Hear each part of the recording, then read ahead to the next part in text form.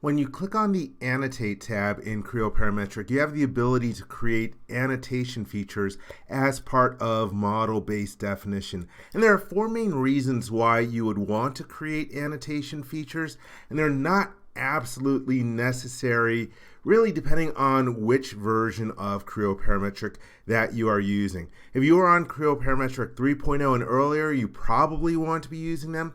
The need for them is less as you are in Creo Parametric 4.0 and later. The first reason for using annotation features is to get some of the enhanced functionality that some annotation elements have that other annotation elements do not have.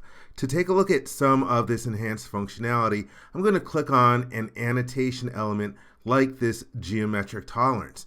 And when I do that, first off, you have the references button on the ribbon, and this allows you to select what references this particular geometric tolerance includes, and you can add additional references as necessary, and you have the ability to specify whether this is a strong or weak reference. And that strong or weak will end up influencing how Creo Parametric will behave if there's some kind of regeneration failure. So for example, if this surface somehow goes away in the model, the strong reference will have a different reaction for the geometric tolerance failing or getting a warning.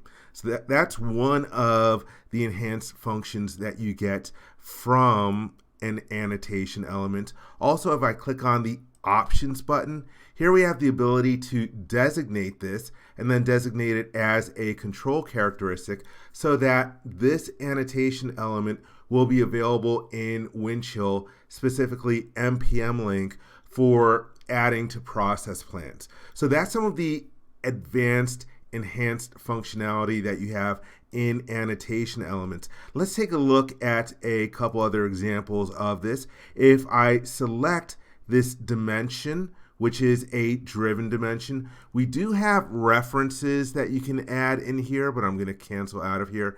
If you go to options though, it's going to be grayed out. Driving dimensions do not have the ability to be designated as a control characteristic. However, if I go to a manually created dimension like this one, which is AD followed by a number, we do have the references and we can select them and we can choose whether those references are strong or weak.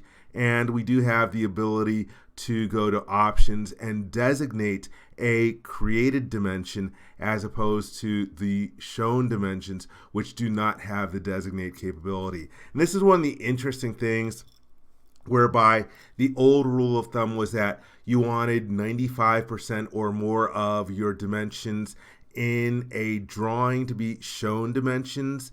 As model-based definition becomes more prevalent, that rule is starting to go away, which I know sounds like heresy to a bunch of people. So those are some examples of the enhanced functionality. I'm going to go back to, let's go to 7a, and let's say that I want to create a surface finish annotation in the model. So let me just choose, I'll use the left annotation plane, and let's choose surface finish, and let's browse, and I'm going to use a machined one. Let's do one with a standard. For variable text, we'll use that default value of 32. Let's do this with a leader. And for the model references, let's select here. And let me just have a little difficulty here. Let's see. There we go. There we go. So here we have our tolerance. And you'll notice nowhere in here from the General tab or the Grouping tab or the Variable Text tab do we have the ability to specify those references, whether they are strong or weak, or to designate this as a control characteristic. If I did want that, I can use an annotation feature to do that. Let's take a look at an example of that. Oops, I forgot to create it. 1 second.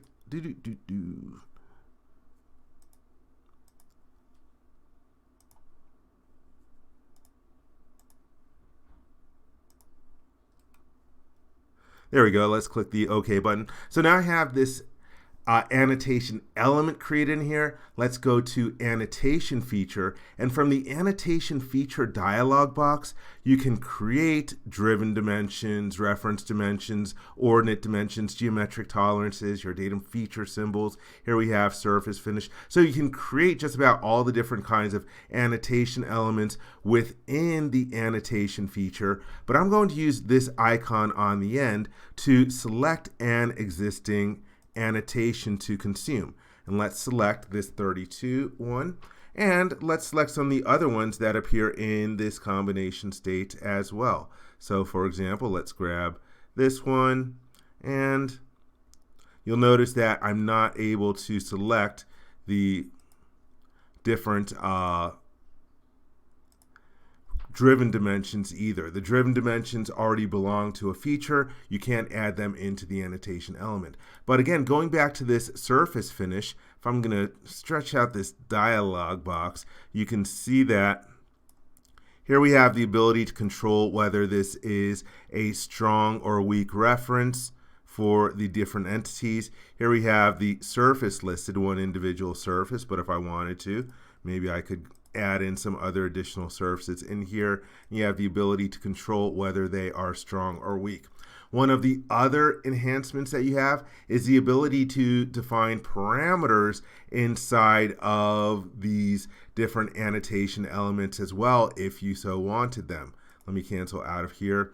And again, we didn't have the ability to designate before, but here I can designate this one as a control characteristic so that it goes up to Windchill npm link as well. So getting access to this enhanced functionality is one of the big reasons for using these annotation features. Another reason for using annotation features is to organize the different annotations in your model. And by the way, here we have the annotation. By default, it appears at the bottom of the model tree, but you can right click and hold and move it to the footer. Just control when it's going to regenerate. And here we have annotation 1, and it's got these two different ones over here. And actually, I should go back to the properties and change this to the name that I want. And especially in earlier versions of Creo Parametric, it was recommended to have annotation features and have them named for the different combination states that you are using. Similarly, let me go over to another model. And similarly with the notes, you do have the ability to specify additional references, but you don't have the ability to add parameters to them or designate them as a control characteristic.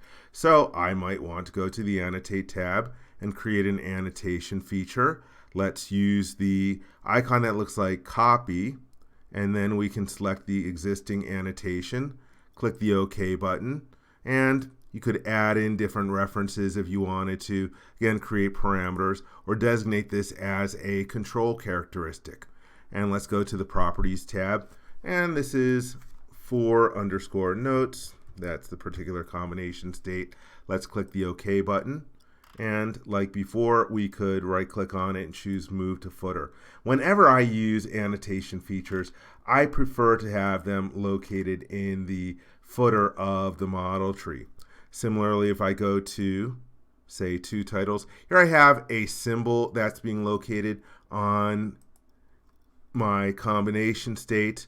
And if you click on it and then go to the properties, again, we've got general grouping, variable text. We don't have anywhere in here to designate or specify different references.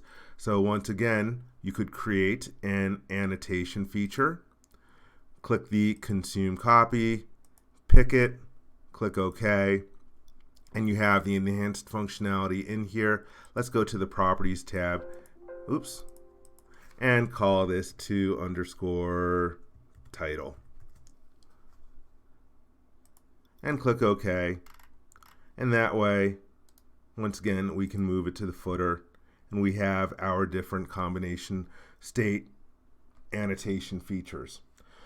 So organization, that is the second reason for using annotation features, because if you go back to the model tab, you can see that we have a whole bunch of different annotations listed in here, and sometimes the list gets really, really long, and so organizing them into annotation features can make things a little easier on you.